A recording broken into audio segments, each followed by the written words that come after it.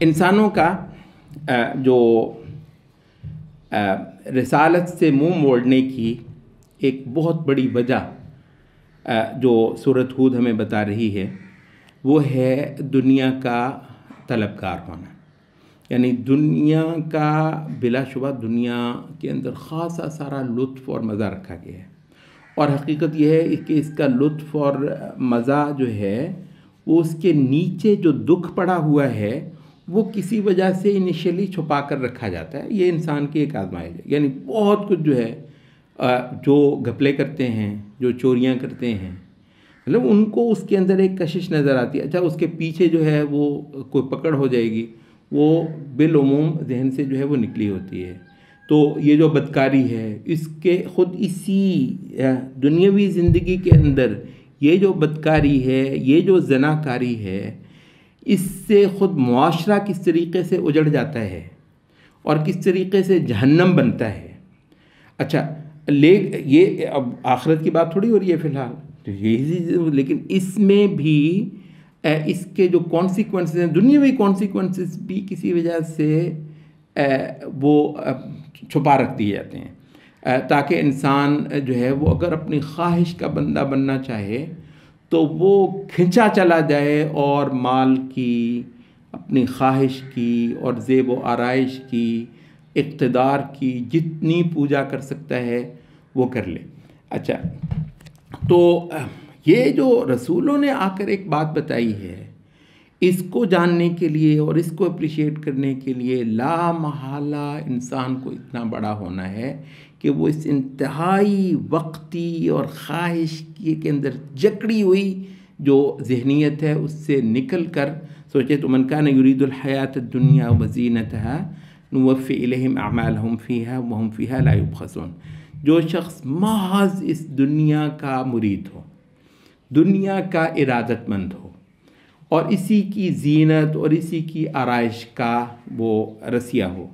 نوفی الیہم اعمالہم فیہا، ان کے پھر جو عمل ہیں پھر ہم ان کو دنیا میں ہی دے دیتے ہیں، وہم فیہا لا یبخسون، اس کے اندر کمی نہیں رہنے دیتے.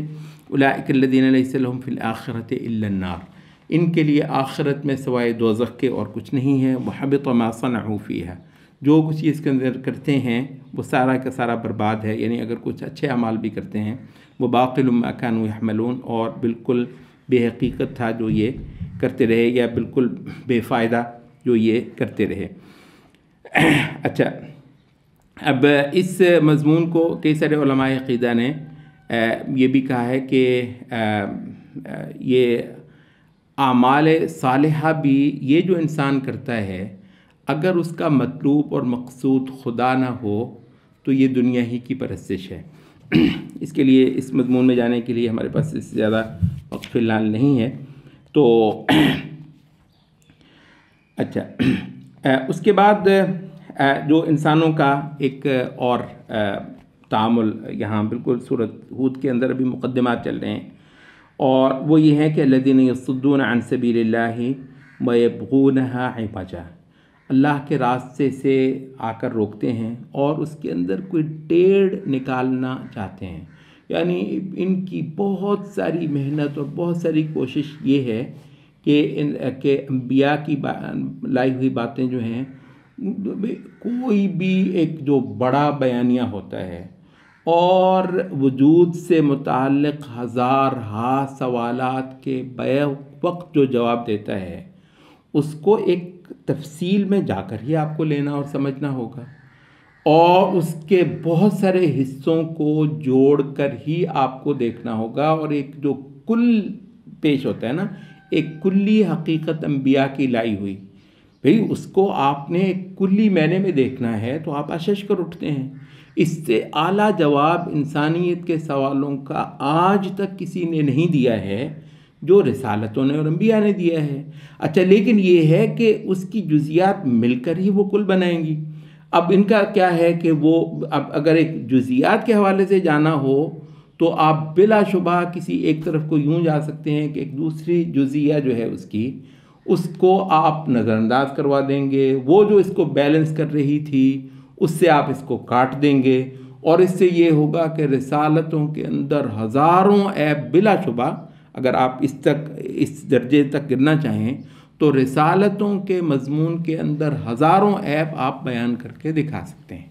ٹھیک ہے؟ وہ تقدیر کے مسئلے پہ آپ کر دیں گے، وہ آپ آخرت کے حوالے سے آپ کر دیں گے، وہ حلال و حرام کے حوالے سے آپ کر دیں گے، کہ اس کی کلیت کو نظر انداز کر کے تو اس کی جزیات میں ایک کو پیچھے کیا اور دوسرے کو نکالا، اور جی دیکھو جی یہ جی کنٹراڈکشنز ہیں، اور یہ جی دیکھیں اس کا جو ہے نا وہ بودھا پن ہے۔ تو یصدون عن سبیل اللہ ویبغونها عوجا، فزیکلی بھی اور انٹلیکچولی بھی ان کی ساری جو محنت ہوتی ہے وہ رسالت کا جو ایک کیس ہوتا ہے اس کا ابطال کرنا ہوتا ہے، اور اس کا جو ہے وہ ایک غیر معقول ہونا ثابت کرنا ہوتا ہے، اور اس کے اندر ٹیڑھ نکال کر پیش کرنا ہوتا ہے۔ وَهُمْ بِالْآخِرَةِ هُمْ کافرون، اور آخرت کے ساتھ یہ کفر کرنے والے ہوتے ہیں۔ اولئک لم یکونوا معجزین فی الارض، یہ سارا کچھ کرنے کے باوجود رسالت کا اس زمین میں معجزین فی الارض، اس زمین میں بھی یہ رسالت کا اور اس کی پیش قدمی کا راستہ روکنے میں ناکام رہتے ہیں، اور جو یریدون ان یطفئوا نور اللہ بافواہہم، اللہ کو جو کرنا ہوتا ہے وہ پھر پورا ہو کر ہی رہتا ہے۔ یضاعف لهم العذاب ما كانوا يستطيعون السمع وما كانوا يبصرون، ان کے لیے دوہرا عذاب ہے، ان میں سے بہت ساروں پر دنیا میں بھی آتا ہے، آخرت میں بھی آئے گا، اور اصل میں یہ سن کر ہی نہیں دے رہے تھے جو نبی کی بات ہے، یعنی اب یہ جو سن کر دینا رسولوں کی بات کو، اور یہ ایک حقیقت ہے کہ جتنے معترضین ہیں قرآن مجید کے، رسول اللہ صلی اللہ علیہ وسلم کے، یا عمومی طور پر انبیاء کے، انہوں نے یہ غور سے اور توجہ سے جو کلام خداوندی کو سننے کا کام ہے وہ انہوں نے نہیں کیا ہوتا۔ وما كانوا يبصرون، اور نہ وہ دیکھنے کا کام لیتے ہیں۔ اولئک الذین خسروا انفسهم، یہ وہ ہیں جو اپنا آپ ہار دینے والے ہیں۔ وضل عنهم ما كانوا يفترون، اور جو یہ سب جھوٹ کرتے ہیں، بہت تھوڑی دیر کی بات ہے کہ یہ کسی اور صورتحال کے اندر کھڑے ہوں گے جہاں ان کی یہ ساری قوت گویائی سلب کر لی جائے گی، جہاں یہ جو رنگ باندھتے ہیں وہ سارے اور حقیقتیں جب خود بولیں گی، بھائی رسالتوں نے ان حقیقتوں کا بیان کیا ہے، مسئلہ صرف اتنا ہے کہ ان کو غیب رکھ کر ہی کیا ہے۔ تو پھر جب وہ حقیقتیں خود آئیں گی اور یہ جو بیچ کا جو پردہ ہے وہ ہٹ جائے گا، تو اس دن تو سارا کچھ جو ہے یہ ان کے لیے وہ نہایت ناگوار دن ہوگا، اور اہل علم اہل ایمان کے لیے وہ سب سے خوشگوار ہوگا کہ وہ حقیقتیں جو ہم نے سراہ لی تھیں انبیاء سے سن کر، ان کو اب اپنی آنکھوں سے دیکھنے، اپنے کانوں سے سننے کا وقت آ گیا ہے، اور کیونکہ ہم نے تصدیق کر لی تھی اور مان لی تھی، تو اس وجہ سے ان حقیقتوں کو اپنی آنکھوں سے دیکھنے کا جو لطف اور مزہ ہوگا قیامت کے روز، وہ بھی کوئی کمال کا ہوگا۔ لوگ تو کہتے ہیں نا صرف وہ جنت اس مہینے میں کہ وہاں پہ کھانے پینے، سبحان اللہ، یعنی مومن کا آخرت کو دیکھنا اور جو کچھ انبیاء نے بتایا تھا اس کا بالکل سچ نکلنا، وہ کیسا روح افزا ہوگا اس کے لیے، اور کافر کا ان حقیقتوں کو اس دن دیکھنا بھی دوزخ میں بھی جانے سے پہلے کس قدر اس کے لیے روح فرسا ہوگا۔ وضل عنہم ما كانوا يفترون، اور یہ دو فریق رسالتیں بناتی ہیں انسان کو۔ ان الذين آمنوا وعملوا الصالحات واخبتوا الى ربهم اولئک اصحاب الجنة هم فيها خالدون مثل الفریقین، یہ دو فریق باقاعدہ ان کی مثال یوں ہے کالاحمى والاصم والبصیر والسمیع، جیسے ایک طرف بالکل اندھا اور بہرا اور دوسری طرف دیکھنے والا اور سننے والا۔ هل یستویان مثلا، کیا یہ برابر ہو سکتے ہیں؟ افلا تذکرون۔ اب دیکھیے یہ جو ہے نا، یہ اس میں انشاءاللہ العزیز یعنی ہمیں کوئی جھجک نہیں ہے یہ مسئلہ کرنے کی، یعنی اور یہ اہل ایمان کو اس میں بالکل جھجکنے کی ضرورت نہیں۔ اگر یہ اہل ایمان رسولوں کی لائی ہوئی حقیقت کو مان گئے ہیں تو ان کو بلا شک و شبہ اور دوسرے فریق کو کس نظر سے دیکھنا ہے؟ کالاحمى والاصم، وہ اندھا اور بہرا ہے، وہ نہیں دیکھ سکا ہے۔ یہ مسئلہ واقعتاً اتنا ہی سنجیدہ ہے، اتنا ہی وہ ہے۔ اچھا آپ ایمان بھی لے کر آئے اور سمجھتے ہیں کہ اس کے اندر کوئی اتنا بڑا مسئلہ بھی نہیں ہے، اتنا بڑا عیب بھی نہیں ہے۔ بھائی اس سے بڑا کوئی تقسیم ہے ہی نہیں انسانیت کی، اس سے بڑا فرق کوئی ہے ہی نہیں۔ یعنی اس وقت جو ہے ایک بہت بڑی تعداد